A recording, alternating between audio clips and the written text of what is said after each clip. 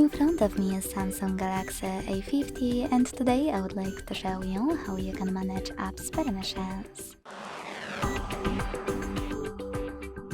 Begin by opening Settings and scrolling down to access Privacy section.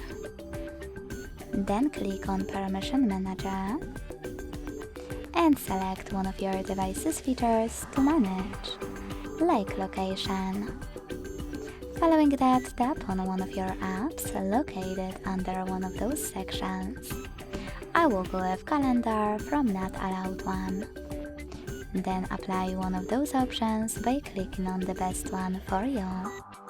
Allow only while using the app, ask every time, or don't allow.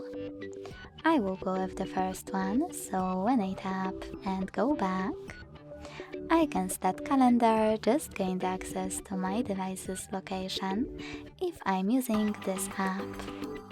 You can also pick any feature, look for an app that you wish to manage, and after tapping on it, select See All Permissions at the bottom. Then manage all of those only for chosen app, the same way.